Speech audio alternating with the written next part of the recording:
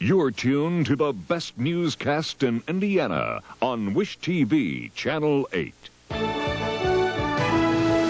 This is News 8 with Mike Ahern, Debbie Knox, weather with Stan Wood, and sports with Ed Harding. Well, the Indiana Senate this afternoon came down hard on the side of non-smokers in the debate over the right to smoke in public. Jim Shella reports tobacco interests are down, but still fighting. Corcoran of Seymour fired up a cigar in disdain as the Senate undertook a debate to limit smoking in public buildings. Smoking costs this country over $65 billion every year when you take into account health care costs and other expenses. Under the measure, smokers would be able to light up only in designated areas in buildings owned or leased by state or local government. A similar bill has already passed the House. To fight it, the tobacco industry brought in two people from Washington on a midi-media tour. Employees who are non-smoking do not have a right to a smoke-free working environment. Where we're coming from is not an economic argument. Where we're coming from is a theoretical argument. That is, do we need laws to tell people when and where they can smoke? We don't think we need them. But on the Senate floor, the only argument against the measure was philosophical. Government ought not to be involving itself in this particular business of dictating where we can smoke and where we cannot smoke. The vote was a resounding 45-4 in favor of the limited ban. I look at it as an action which hopefully will help me and other people deal with that which is nothing more than a very bad habit. Differences between the House and Senate bills must still be resolved, and it could take much of the session. But it appears at this point that any meaningful opposition to a no-smoking bill has been snuffed out. At the State House, Jim Shella, Wish TV, News 8. By the way, the Senate bill was watered down yesterday so that it no longer applies to every building open to the public.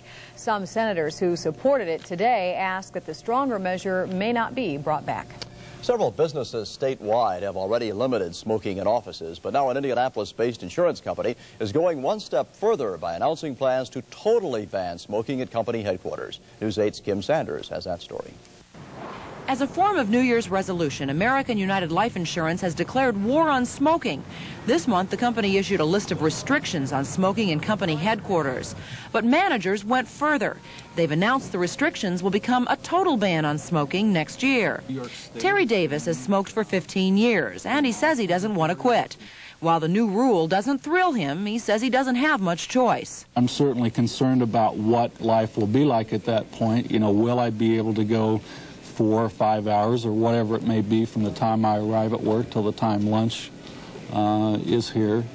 But at this point, I'm just ignoring it.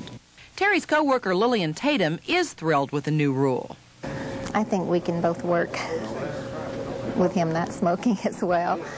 Perhaps the key reason for the decision for a ban on smoking here at AUL is the open concept of the office space. It makes it difficult to isolate a smoker from a non-smoking employee. In fact, all over the 7 floors of AUL headquarters, the reaction is mixed. I think it will be much better for me. That way I'll only be limited, to be able to smoke at home. I'm a non-smoker and I suffer from allergies very bad, and it's just, I'll be fine until I get up here. Those faced with enforcement are not without their own apprehensions. Human Resources Vice President Jerry Plummer is charged with making sure the new policy works. Plummer himself is a smoker. It's going to be another motivation for me to quit. And I definitely want to quit. I have wanted to for a number of years. Most of the smoking employees say they will abide by the rule rather than quit their jobs. But all say they'll be counting the hours before lunchtime allows them to light up outside the office. In downtown Indianapolis, Kim Sanders, Wish TV, News 8. By the way, the company plans to sponsor a stop smoking clinic to help employees kick the habit.